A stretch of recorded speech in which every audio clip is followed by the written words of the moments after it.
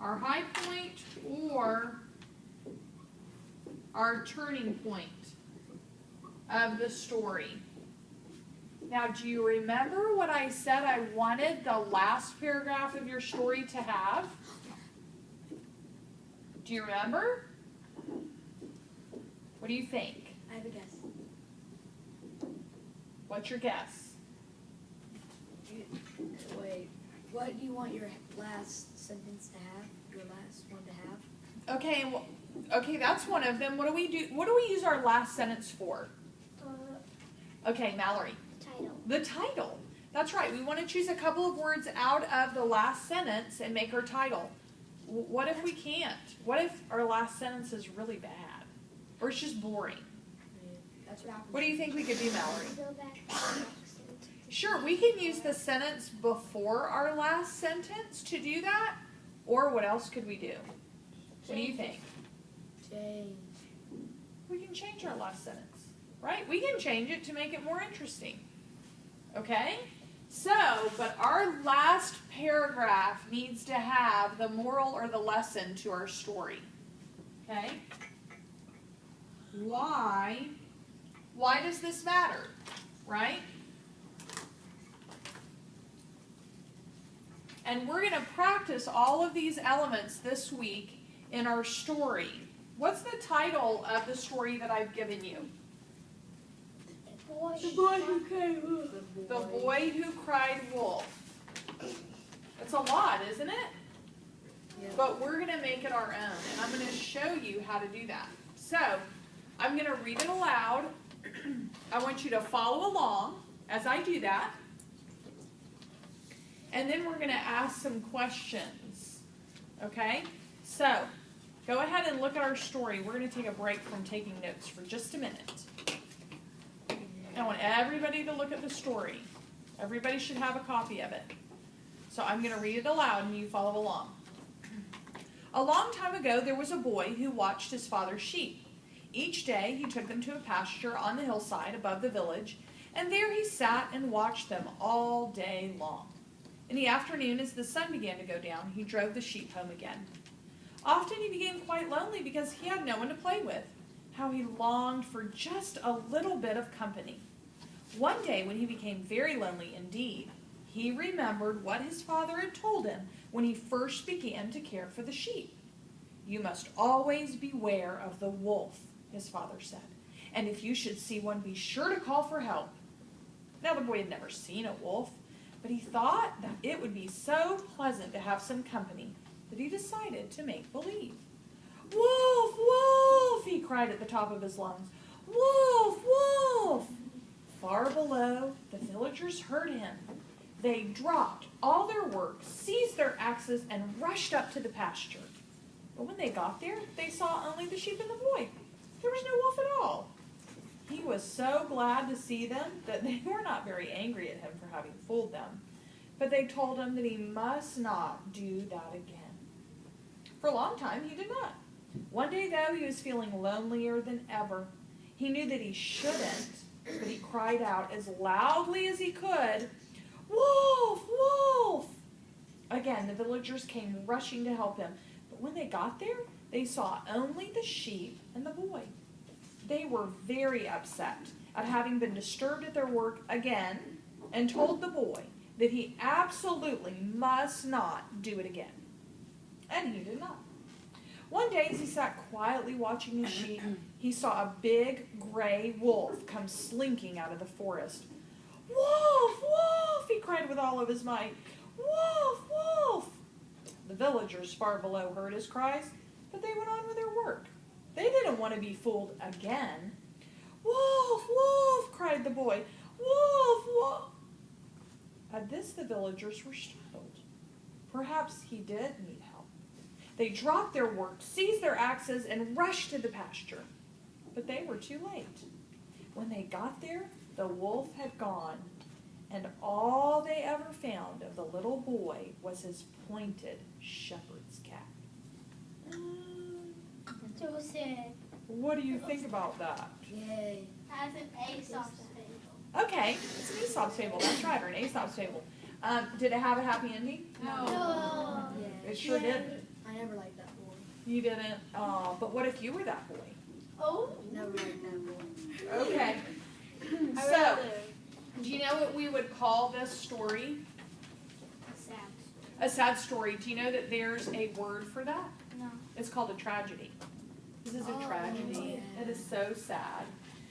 So, what do you think that this story is teaching you? What do you think one of the lessons? There are actually several lessons that we could get To from it. not make believe. Pardon? To not make believe. Okay, to not make believe. Do not lie. To not lie. Why not? To not be sneaky like Evan.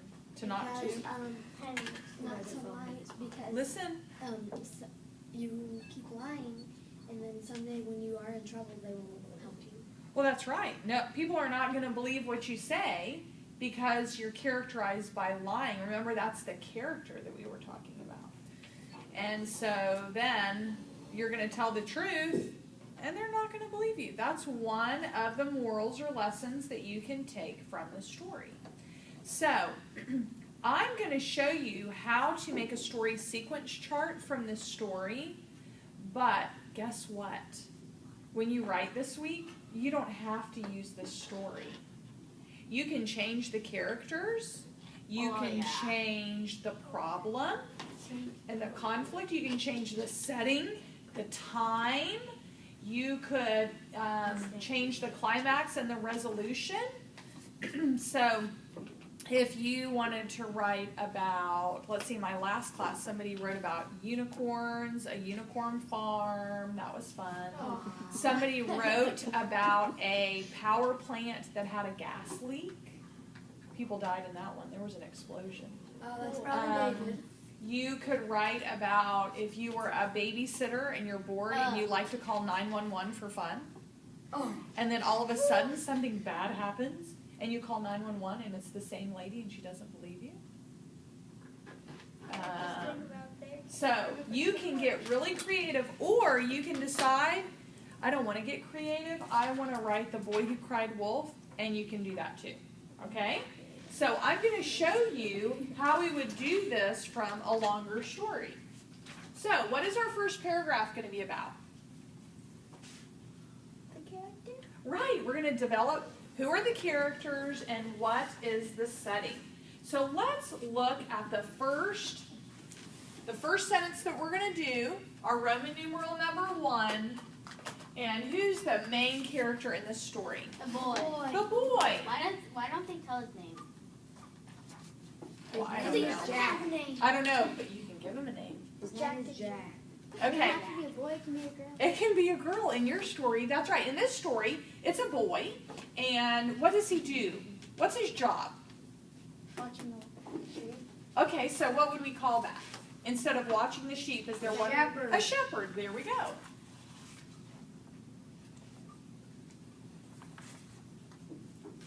And let's maybe describe this character in one word. In the Proverbs is full of examples of 2 different kinds of people. Do you know? What's a proverb? Pardon? What's a proverb? The proverb is a book in the Bible, and a proverb is a wise saying. Okay? So it's full of wise sayings. So we have 2 kinds of people described in the Proverbs. We have the wise person and the foolish person. That's right. So he wasn't really sneaky. He was just kind of foolish. So you can describe your characters in any way that you'd like in your story. Yes, Evan? I think I know why he was foolish. Tell me why. Because when people get lonely, sometimes they do some stuff that is foolish. Like I did. You've done that before? We have all done things that are foolish. And God, in His wisdom, allows us to experience consequences when we are foolish. And so that's a good thing. Okay, so foolish. Let's describe where he is. There are a couple of words from the story that we could choose. He was on a... You can look at your story. On edge. Okay, On a no. cliff. Hill. He was on a pasture or a hillside. Cliff. Or in a field. Okay, or on a field. Cliff. I'm choosing hillside. You can choose whatever words you'd like.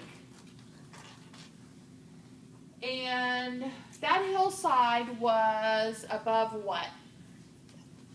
A village. A village, that's right.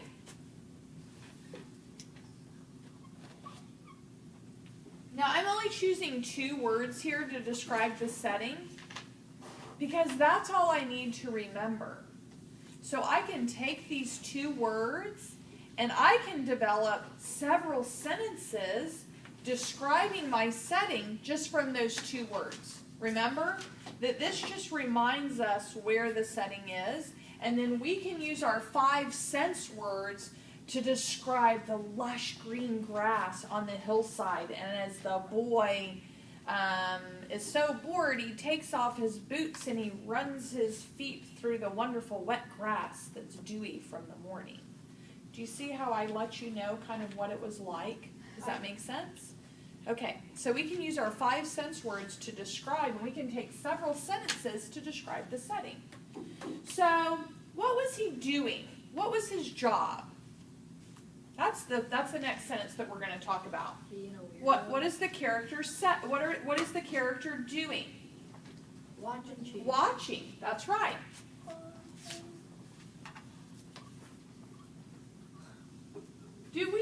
Could we draw a picture for watching if we wanted to? I don't need to. What?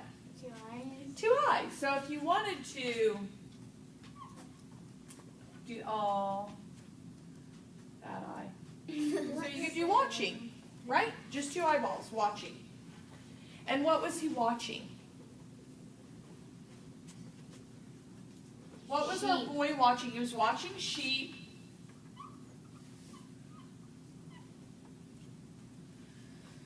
And it told us that he was feeling what? Lonely. He was feeling lonely. My baby's so lonely. Well, in comes an important character who is only present for 1 sentence or 2 sentences. Who is he? A wolf. Nope. Who? His father. His father. Why would his father be important? Because he's the person who told him, only cry wolf. It says you have, remember the dad was telling him that he needed to beware, right? That he needed to beware of the wolf. And then what happened, what did his dad say if he encountered a wolf? Call for help. Yeah, to call for help. So let's figure out how we can put that here. So we have a father, and his father told him what? To be careful.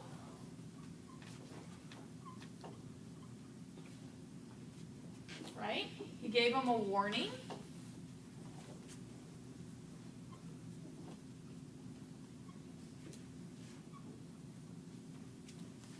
And what was the warning? Beware of the wolf. Remember? Okay, not only beware, so Call for help. right. Call for help if you see a wolf. All right, so that's our first paragraph. You have that all written down? Okay, that's our first paragraph.